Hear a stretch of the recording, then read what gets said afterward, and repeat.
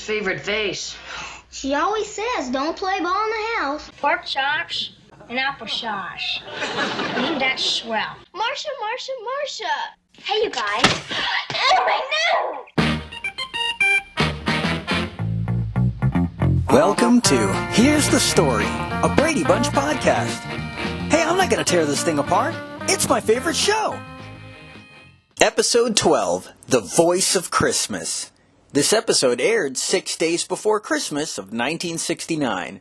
Can you believe it? It's the Brady's first Christmas. I read that this was considered a lost episode, having not been played much in syndication. Though I do remember seeing it growing up, I admit I think I saw it less than all the other episodes. It was written by John Fenton Murray, who wrote 2 episodes of Gilligan's Island and a whole bunch of shows for Sid and Marty Krofft. Starting with the Puffin' Stuff movie in 1970, and then 4 episodes of the Bugaloos, 7 for Lidsville, 7 for Sigmund and the Sea Monsters, and 5 for The Lost Saucer. It was directed by Oscar Rudolph, who directed 27 episodes of The Brady Bunch, and 36 of The Batman Show with Adam West, 32 for The Lone Ranger, and much more, after spending the first 20 years of his career as an actor. We start this episode with Mike and Alice wrapping gifts and talking about how excited they are for Mrs. Brady, who has been rehearsing her solo for the Christmas morning church service. And that's when Carol walks in. She has laryngitis, no voice. She can't sing. Mike has wrapped a new tape recorder as a gift for his wife. I'm guessing it's a different one from the one he just let Greg borrow. Florence Henderson plays the sadness of possibly not having her voice on Christmas morning very believable. It's fun to see all the cards and decorations around the house. The boys have just arrived home with the tree they went out and got themselves.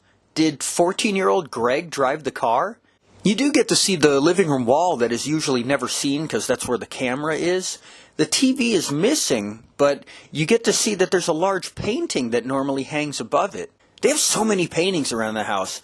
Mr. Brady clearly became an architect because of his love of art. In an earlier episode, you can see a beautiful painting of his own backyard hanging behind him at his office. Well, part of being an architect is making these conceptual paintings of how finished buildings would look with nice landscaping, etc., usually to sell the idea to a client. And since he designed his own home, it makes sense that he would have this, but I bet it was part of the pre-production art made when designing the sets for the show, and someone had the brilliant idea of just hanging it on his wall. Mike takes Cindy with him to the department store, and then something horrifying happens. He leaves Cindy alone in the line for Santa, gets back on the elevator, and goes off to another floor to exchange a gift, leaving her behind by herself. She's only 6 years old. Well, this really was just a sign of the times. I was born 4.5 years after this episode, and my parents didn't hover around me that much. In fact, I don't think any parents did back then. My parents lost me at Disney World when I was 4, just because they kept walking ahead after I stopped to look at something, and they never looked back to make sure I was still with them. They left my brother and I in a van out in a parking lot of a store back then as well, and we played with the shift column until we moved it into neutral and rolled out of our spot and hit another car. Man, it's all different nowadays. Santa is played by Hal Smith, who at this point would have been known as Otis, the town drunk in the Andy Griffith Show, and would later voice Goliath, the stop-motion dog in Davy and Goliath. Cindy asks Santa for the only Christmas gift she wants: her mom to get her voice back by morning. Now, of course, he tells her he can't do this, but then Cindy, in possibly the cutest portrayal of a child in the history of film, breaks him down until he tells her that he will. That's when Mike comes back, and leaving Cindy out in the store by herself again, follows Santa into the employee locker room to intimidate and browbeat him for promising his daughter something she can't have. I understand the point he's making, and he talks in the same reasonable tone he always does, but he's twice as tall and half the age of the old man, and in his personal space and scolding him like a child.